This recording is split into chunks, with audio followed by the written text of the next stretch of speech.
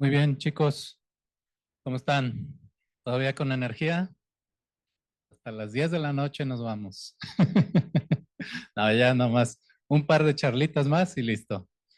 Bueno, pues les presento la siguiente ponente, la colega doctora Fátima Oliva, que ella pertenece a CIMAT, pero está en la unidad Zacatecas. Y bueno, pues está por ahí, trabaja fuertemente para la maestría de robótica que tiene el CIMAT. Mañana les platicaremos muy brevemente algunas de las posgrados que tiene CIMAT para los que también estén interesados, el comercial. Pero bueno, ella en particular es profesora en Zacatecas para la maestría de robótica. Pues muchas gracias, Fátima, por platicarnos de lo que está haciendo últimamente. Adelante. Muchas gracias. Bueno, yo les voy a platicar un poquito acerca de el seguimiento visual, un poquito aterrizado a drones. Primero vamos a ver un poquito los conceptos que creo que muchos ya, o algunos colegas ya les han platicado, ¿no? Entonces, bueno, nada más para que conozcan un poquito mi contexto. Para los que no conozcan la unidad Zacatecas, ahí está el edificio. Yo estoy trabajando aquí en CIMAT desde el diciembre del año 2020, en plena pandemia entré a CIMAT. Y bueno, en general mis intereses de investigación son navegación autónoma, control no lineal y robusto, y también lo que es robótica móvil, ¿no?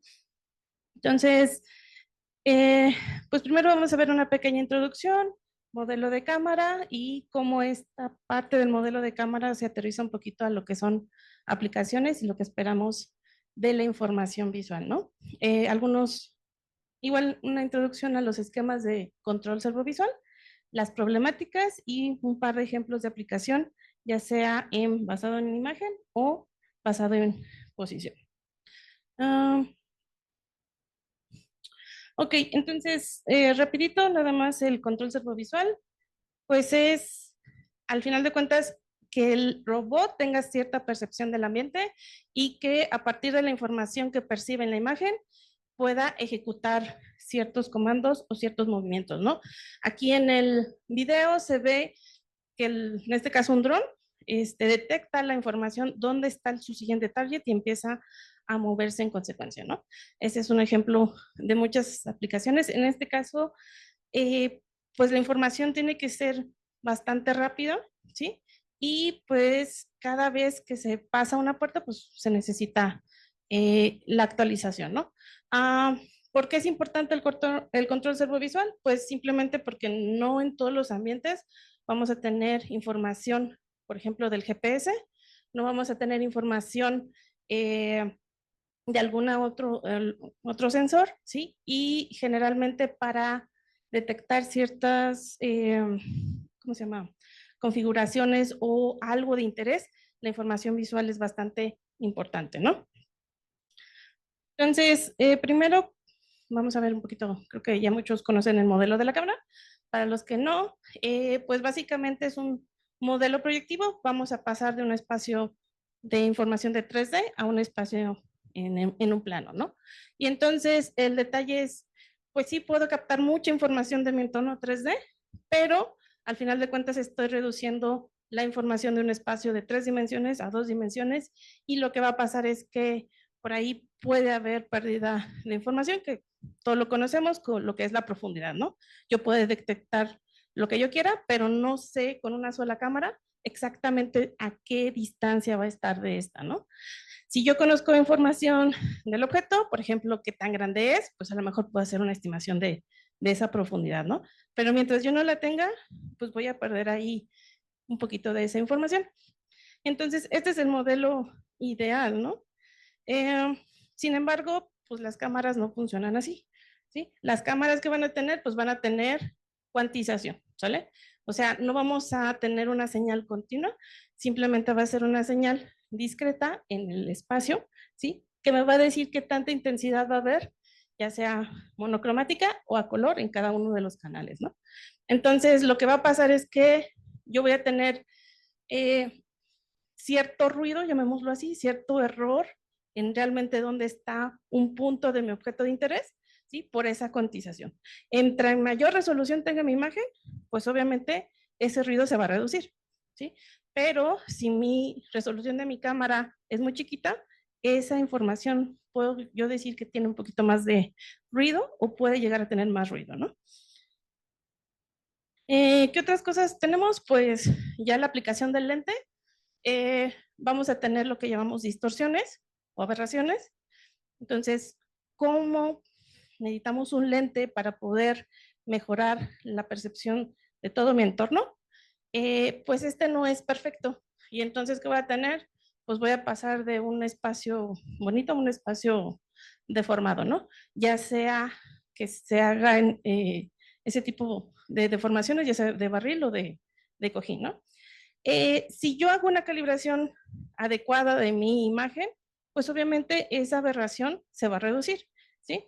Esta imagen, por ejemplo, esta es la que capta el lente, pero con una calibración yo puedo llegar a esta, ¿no? Y entonces va a haber esa corrección de esos errores. Sin embargo, como todo en este mundo, no es perfecto, ¿sí? Y si yo no hago adecuadamente la calibración, ¿qué va a pasar? Pues voy a tener muchos errores, ¿no? Entonces, siempre es importante a la hora de hacer aplicaciones basadas en imagen, tener una buena calibración. Y bueno, las características en la imagen también pueden llegar a ser problemáticas, ¿no? Las más utilizadas considero yo que son las esquinas, ¿sí? Una característica puede ser una esquina, puede ser una línea, puede ser un borde, puede ser algo en la imagen que a mí me interese y que yo pueda utilizar para decirle al robot, esta información quiero que sea de esta manera y a partir de ahí transformaciones, decir en qué direcciones se tiene que mover, ¿no? Entonces, las más fáciles de detectar, pues son las esquinas, ¿sí? Muchos targets, por ejemplo, los que vamos a ver ahorita, los arucos, utilizan ese tipo de características para hacer la estimación de posición, por ejemplo, ¿no? Pero, insisto, las características de las imágenes pueden ser desde puntos, líneas u otras cosas que nosotros extraigamos de la imagen. Entonces, por ejemplo, los marcadores Aruco, como las esquinas son bastante robustas de detectar, pues pueden detectar muy bien eh, dónde están las esquinas del cuadrado y dentro de este, cuáles son, pues sí, el patrón que tiene y el ID, ¿no? Entonces, por eso son muy utilizados, porque son bastante robustos. Sin embargo, al final de cuentas, pues yo puedo tener un ruido, ¿no? Y entonces, considerando esta información, pues vamos a tener los esquemas de control servovisual, ¿no? Vamos a tener dos esquemas, se utilizan bastante, los clásicos, el basado en la imagen, ¿sí? Que simplemente voy a utilizar las características en la imagen y ¿qué voy a hacer? Pues a partir de donde estén y donde yo quiero que estén esos features, hago un error, como lo habían visto en algunas charlas anteriores, y le digo al robot, pues tienes que moverte en tal dirección para que ese error se vaya hacia cero, ¿no? Si yo no tengo una buena calibración, es más robusto el basado en la imagen, pero generalmente el movimiento es contraintuitivo y lo que va a pasar es que voy a tener muchas no linealidades a la hora de realizar el movimiento, ¿no? En vez de que realice una línea recta el robot para alinearse, puede hacer algunas curvas, puede ser algo interesante o incluso que puede, pues, ser un poquito no intuitivo, ¿no? Cuando nos basamos, o si nosotros queremos que nuestro sistema sea o que haga el movimiento de manera, entre comillas, más controlada o que siga una trayectoria que nosotros consideremos, nos podemos ir en el basado en posición. Entonces, el basado en posición, yo agarro la información de la imagen, esa información la traduzco a espacio 3D, ¿sí? Entonces, tengo que sacar los features y, obviamente, para que mi información en el espacio esté correcta, pues necesitaré que la calibración sea adecuada. Si la calibración está mal, mi estimación de la posición en 3D o en el espacio 3D va a estar también mal. Y entonces tenemos que tener ciertas consideraciones. ¿Cuál va a ser mejor? Va a depender mucho de la aplicación que nosotros estemos utilizando, ¿no?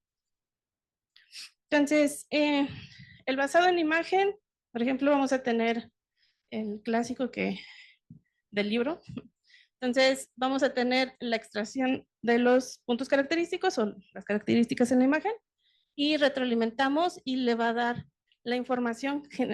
La forma clásica es siempre basada en velocidad, ¿no? Te voy a decir en qué dirección se tiene que mover el robot y simplemente agarra la información en la imagen, aquí lo está detectando, ¿sí? Y entonces se va a estar moviendo el dron a partir de esa información, ¿no?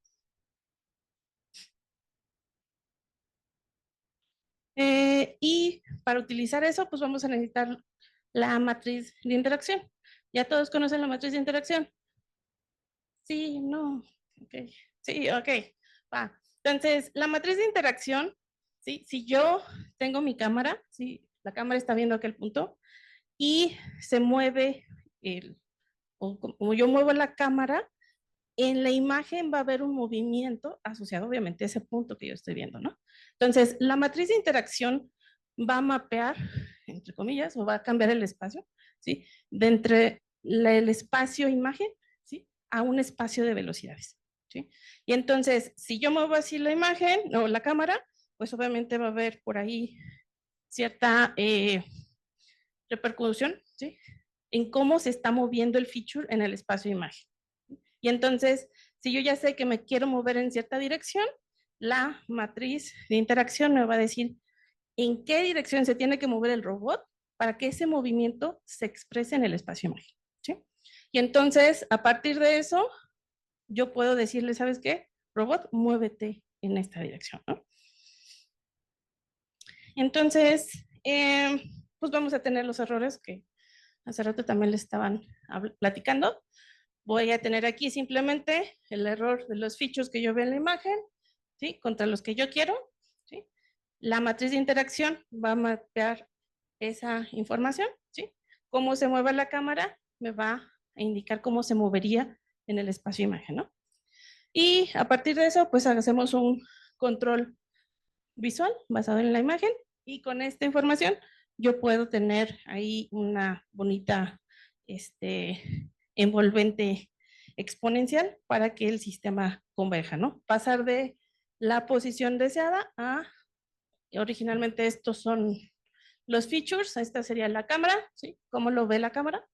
¿Sale? Y entonces, o cómo quiero que esté, perdón, y inicialmente estoy así y el objetivo es que se vaya moviendo la cámara hasta que converja en la posición que yo quiero, ¿sí? Y entonces, por aquí está un ejemplito, inicia en una posición, pero lo que va a hacer es, se va a ir moviendo, aquí obviamente tiene otra consideración de evasión de obstáculos, pero si se fijan, el movimiento en el espacio imagen no necesariamente es intuitivo, o sea, no se mueve directamente hacia la pose, ¿no? Precisamente porque hay no linealidades, tenemos esta pérdida de información debido a la profundidad, etcétera, ¿no? Y entonces, eso es algo que hay que considerar, ¿no? Y entonces, por eso también otra opción es el control basado en posición. Y el control basado en posición, a partir de cierta información visual, yo voy a hacer la estimación de posición, ¿no? Saco igual la extracción de mis features, ¿sí? Y a partir de esos features, saco la posición estimada de lo que yo quiera en la imagen, ¿sí? Y eso lo voy a retroalimentar a un control de posición, ¿sí? Obviamente voy a tener una referencia y con eso ya puedo controlar al robot, ¿no? Entonces, ¿cuáles van a ser las problemáticas? Ahorita un poquito más aterrizadas a lo que es un dron, ¿sí?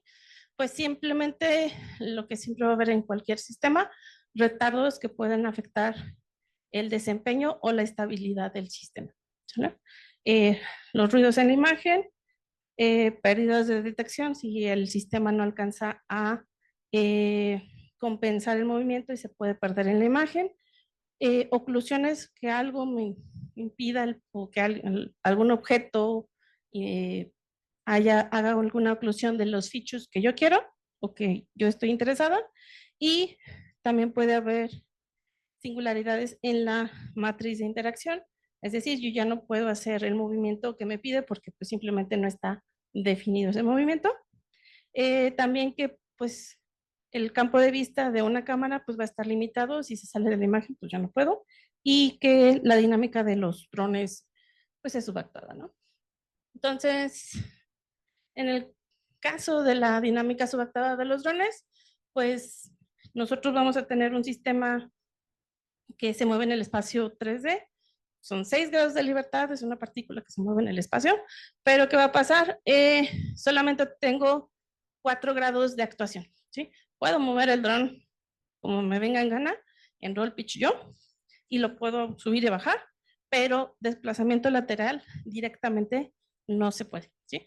Entonces, si nos fijamos aquí en el modelo de la posición del dron, aquí aparece lo que es el empuje, y el empuje va a estar siempre en la dirección de orientación del dron, ¿sí? Entonces, a partir de ahí yo puedo decir, necesito que el dron se mueva en cierta dirección, que tengo que hacer primero, girar el dron, y luego ya se va a descomponer las componentes del thrust o del empuje en las direcciones que yo quiera, ¿sí? Y entonces, ¿eso qué significa? Significa que el dron o la orientación del dron tiene que estar definida en base a la dinámica de posición.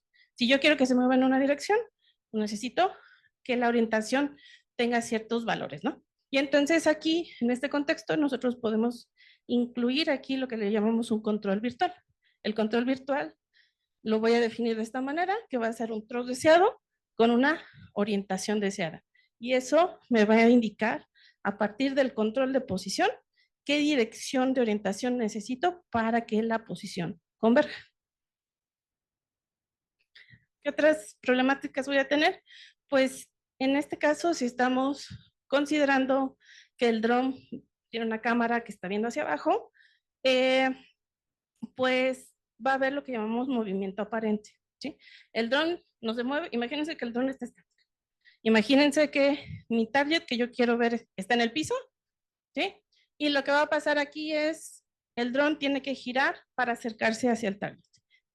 Instantáneamente nadie se mueve, pero si el dron tiene que girar para acercarse al target, va a haber un movimiento en la imagen, ¿sí? Entonces, pareciera que se está moviendo el target cuando realmente no se está moviendo, ¿no? Entonces, eso puede poner un poquito de estrés ahí en el, o oscilaciones a la hora de intentar acercarte al dron, perdón, al target, ¿sí? Que pues lamentablemente en la práctica pues se da bastante. Ruido en los sensores. Pues primero el dron. Esta es una prueba normal de control de posición. Si se fijan, el ruido en general, estamos suponiendo que el dron está quasi hover, ¿sí? Y pues el ruido es bastante, ¿sí? Sobre todo, esta es la parte vectorial del cuaternión, ¿sí? ¿Y qué va a pasar? Lo que va a pasar es que a veces para ciertos esquemas, como la información de la imagen está en el, ¿cómo se llama? En el espacio de referencia de la cámara, y la dinámica del dron está en el inercial, pues la información que yo tengo que me relaciona esos dos espacios, pues es la matriz de rotación que está basada en el cuaternión, pero el cuaternión tiene ruido, ¿sí? Y entonces eso también lo puedo retroalimentar, por ejemplo, para los esquemas basados en posición, ¿sí? Porque necesito hacer los mapeos entre el espacio o el sistema de referencia de la cámara y el sistema de referencia inercial, ¿no? Entonces puede haber por ahí esta retroalimentación con respecto al ruido. Y bueno, ahora no solo en los sensores propios del dron, sino que también en la cámara puede haber muchas cosas que me van a dificultar detectar las características de manera adecuada, ¿no? Una, pues simplemente son los cambios de iluminación. Si yo en mi entorno no tengo algo iluminado de manera continua, ¿sí? Imagínense que salen al sol y de repente está mediodía, luego baja el sol, entonces todos esos cambios de iluminación pueden afectar la forma en que se perciben los features en la imagen, ¿sí? Simplemente imperfecciones en el sensor, errores de transmisión, puede llegar a haber ahí detalles, obviamente el ruido propio de la cuantización o digitalización de la imagen y entre otros, ¿no? Entonces, generalmente por eso las esquinas son bastante utilizadas porque son bastante robustos ante estos cambios, ¿no? Siempre va a haber el cambio abrupto de blanco a negro, como lo son en los arucos, me ayuda a evitar o a reducir el ruido que pudiera tener, ¿no? También podemos tener oclusiones, simplemente alguien se pasó enfrente de lo que yo estaba detectando, sobre todo si es un ¿cómo se llama? Ambiente no estructurado. Y también voy a tener que si por ahí mi sistema no reacciona lo suficientemente rápido, pues simplemente el target se va a perder. Primero estaba y luego ya no lo agarro. ¿Sí? Entonces, eso puede llegar a pasar en esquemas basados en imagen, ¿no? Y entonces,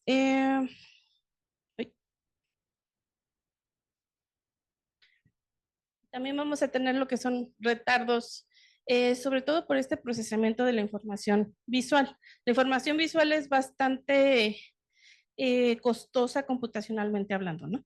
Yo voy a tener, pues, si mi algoritmo trabaja 16 o menos de 16 milisegundos, es una frecuencia bastante buena para trabajar con imágenes. Si ya empiezo entre 15 y 50 milisegundos, pues ya no es tan buena. Ya mayor a 50 milisegundos podría tener ahí problemas en el desempeño del controlador, ¿sí? Entonces, ¿qué va a pasar si mi frecuencia de procesamiento no es la adecuada? Pues voy a tener lo que llaman retardos en la información, ¿no? Hay un amplio estudio de sistemas con retardos, pero generalmente los esquemas consideramos que todo es bonito, que es continuo, que no hay retardos en la información, pero generalmente eso nunca va a pasar, ¿no?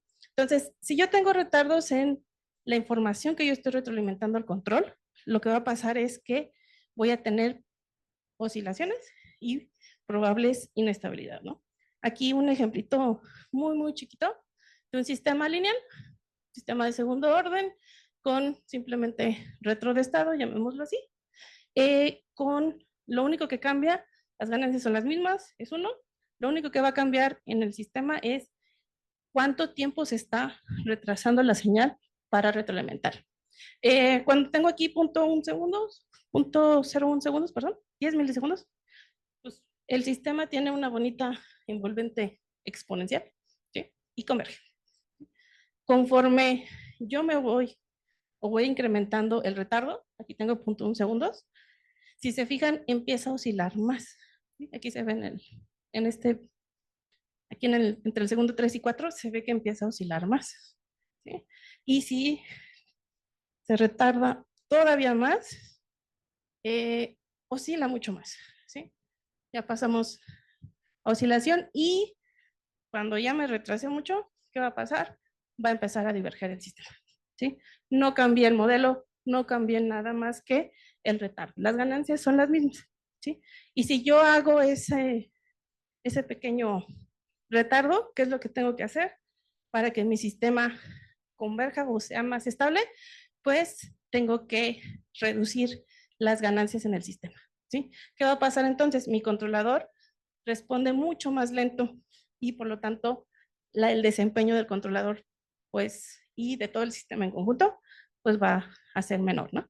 Entonces, cuando nosotros tengamos ese tipo de cosas, si el sistema o mi robot no importa que responda lento, pues podemos bajar simplemente las ganancias, esperar a que el algoritmo, el YOLO con la red neuronal y las 4 capas de convolución, te tarda lo que se tenga que tardar, ¿no? Pero si no, si mi sistema tiene que reaccionar rápido, como es el caso de los drones, ¿sí? ¿Qué tengo que hacer? Que mi algoritmo de detección, de procesamiento de posición, sea lo suficientemente rápido, ¿sí? Porque si no, mi sistema diverge, ¿va? Entonces, pues ya considerando esas problemáticas que puedo tener, vamos a ver un par de ejemplos de aplicación. Entonces, el primero es el basado en imagen. Aquí tengo la colaboración con, bueno, un estudiante CIMAD, Oscar, Ulises y el doctor Héctor Becerra, ¿sí? Entonces aquí igual, eh, viendo las bondades de los arucos, tenemos 3 arucos y en vez de escoger los features comunes, llamémoslo así, de las esquinas, vamos a hacer una reproyección aquí de esos features en una esfera, ¿vale? Y entonces esa esfera de radio unitario, ¿sí? Lo que vamos a utilizar es de esos puntos característicos en la imagen, los reproyectamos y la distancia entre esos puntos, ¿sí? Es lo que vamos a utilizar como feature, ¿sí? Bueno, uno entre esa distancia. Y lo que va a pasar es que tiene esa característica que es invariante a rotación. Si el dron empieza a moverse, imagínense que empieza a girar sobre su propio eje aquí en yo, la distancia permanece igual, ¿sí? Esa información, no importa que yo rote el dron, es invariante ante ese movimiento. Y entonces, ¿qué va a pasar? El dron se va a mover simplemente y la orientación, no que no me importe, pero no me va a implicar un problema, ¿sí? Si yo tengo errores por ahí en orientación o lo que sea, no va a ser tanto problema, ¿no? Y el problema ya vendría en la parte del control en posición, ¿no? Entonces, también analizamos, bueno, Ulises analizó lo que es el espacio que está alrededor. Imagínense que el talle debería de estar en medio, ¿no? Y este espacio o este cubo es más o menos el espacio de trabajo que utilizaríamos para la cámara. Entonces, checó si en algún punto pierde rango lo que es la matriz de interacción, ¿sí? Entonces, la matriz de interacción, pues obviamente los eigenvalores, o en este caso es el determinante cada uno de estos valores, ¿sí? Y entonces, entre más amarillo sea, significa que está más cerca del cero y por lo tanto perdería rango la matriz de interacción.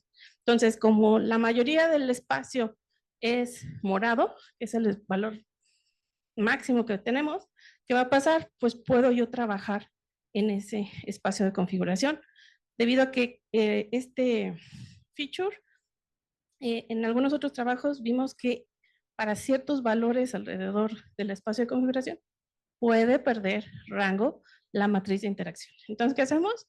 Pues utilizamos aquí otro esquema, utilizamos otros puntos adicionales, igual siguen siendo 3 features o 3 distancias, y utilizamos eso y revisamos que al menos cerca o en el espacio de trabajo que alcanza a ver la cámara, la matriz de interacción no pierde rango, ¿no? Y entonces ya vimos que todo está bien con respecto a la matriz de interacción. Entonces ahora nos vamos a un esquema de control dinámico, ¿no? Los esquemas clásicos generalmente nos basamos en control cinemático, perdón. Es decir, que solamente le decimos al dron hacia dónde moverse. En este caso, nos vamos un poquito a la parte dinámica.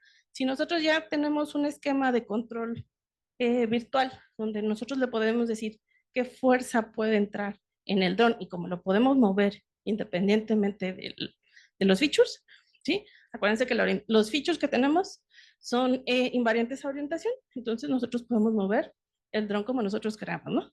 Y entonces ahí utilizamos una variedad de error para aplicar lo que llamamos super testing, ¿sí? No sé si alguien conozca los esquemas de control, ¿sí? Acá sí, muy bien. Entonces, aplicamos un super testing, bueno, Ulises aplicó un super testing y pues tuvimos ahí buenos resultados a comparación, por ejemplo, de controladores tipo PD, ¿no? Entonces, ¿dónde revisamos o checamos cómo que funcionará esto? Los chicos trabajan bastante con, bueno, hay varios estudiantes, uno de ellos Ulises, que trabaja con Gazebo y ArduPilot. Entonces, las ventajas de aquí es que básicamente el mismo programa que está en el dron es el mismo programa que está en el simulador. Nada más casi es pasarlo a la tarjeta de, ¿cómo se llama? De control, ¿sí? Ya sea una PixHub que tienen ellos y entonces, y obviamente otro algoritmo que vamos a tener en una computadora para el control de alto nivel, es decir, una Raspberry Pi, puede ser una Jetson. Ahí en este caso los chicos están considerando una Raspberry Pi 5, ¿no? Que es la que va a detectar el, los arucos, va a ser el procesamiento del control de visual. Esa información del control virtual se lo pasa al autopiloto o al lápiz Hawk y a partir de ahí el sistemita llega a hacer toda esta simulación, ¿no? Y entonces ya tenemos, si hay un bug en el programa, ya se prueba en el simulador, porque básicamente es agarrar el programa y pasárselo al dron, ¿no? Entonces, eso nos ayuda a no tirar tantos drones y no romperlos tanto. Y ya, lo único que hay que hacer, pues obviamente es sintonizar, ¿no? Porque obviamente las ganancias que nos funcionan en el simulador no nos van a funcionar en la vida real, ¿no? Que, como les decía, es muy importante las latencias. Entonces, el control de alto nivel, considerando ahorita la Raspberry Pi, funciona a 100 Hz, más o menos, bueno, 60, entre 60. En el caso de su computadora, está funcionando a 100 Hz, obviamente. El algoritmo de visión a 80 y aquí no se alcanza a ver, pero lo que es el control de orientación del dron al menos funciona a 200 Hz, o sea, la parte de orientación solamente. Entonces, tenemos un control de orientación que responde bastante rápido. Obviamente, la dinámica de posición es más lenta. Entonces, no importa tanto si mi control de alto nivel, ¿sí? Responde un poquito más lento, pero como la orientación responde bastante rápido, no tenemos tanto ese problema que les decía de retrasos y que pudiera ser inestable el sistema, ¿no? Y entonces con eso ya podemos ver las simulaciones que en este caso Ulises hizo y ya estamos suponiendo aquí, me parece que la velocidad lineal es de 1 metro sobre segundo, que para drones es, considerando el lazo de posición, es bastante buena, ¿no? Considerando toda la detección que se tiene que hacer, ¿no? Obviamente hay drones de carreras, ¿sí? Pero este dron en particular, pues es un dron, llamémoslo, un poquito más grande y que puede y necesita todo lo que es los sensores, las tarjetas, etcétera, ¿no? Para que pueda realizar de manera adecuada todo ese procesamiento. ¿Sí?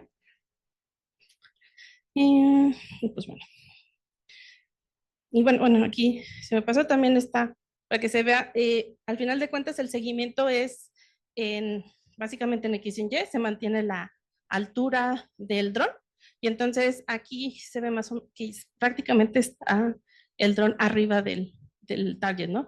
A pesar de que el target se está moviendo ¿sí? Entonces aquí, pues desconocemos la información del target.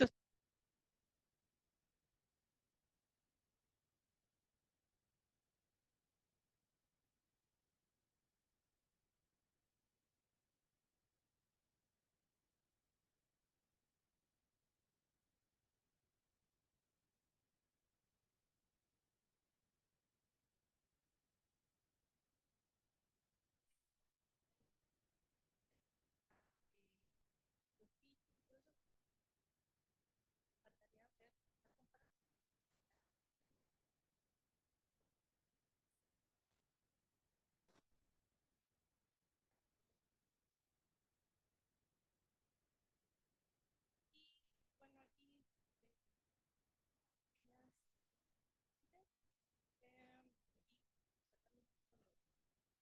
aquí pero bueno, ahora desde la información de la imagen per se, vamos a hacer la información del aeropuerto. Por ahí yo pensé de ya nos brinda una biblioteca que nos ayude a la pose del aeropuerto.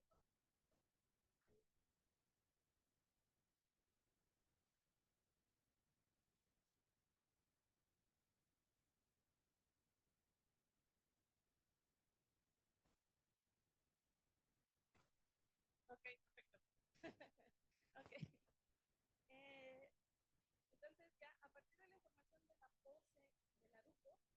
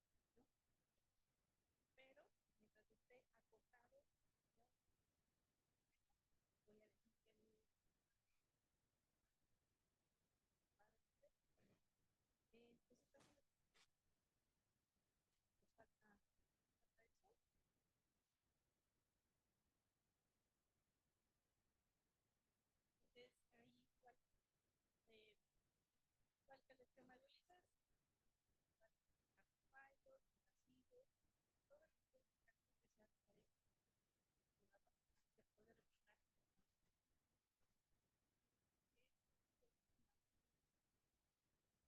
Se ve la línea roja, el dron despega, se mueve hacia la ubicación que es donde está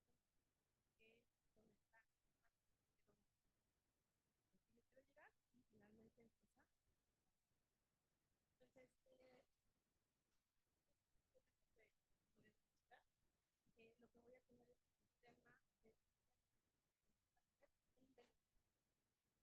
voy a ver las estimaciones debidas a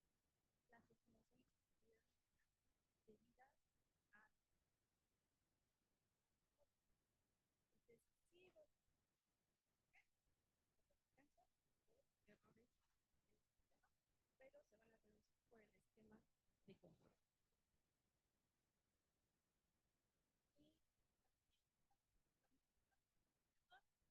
errores en el sistema, pero se van a reducir por el esquema de control. Y igual que la plataforma, la diferencia aquí es que trabajar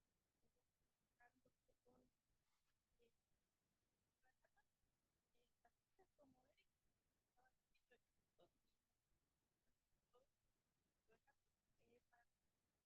Eric estaba diciendo, para errores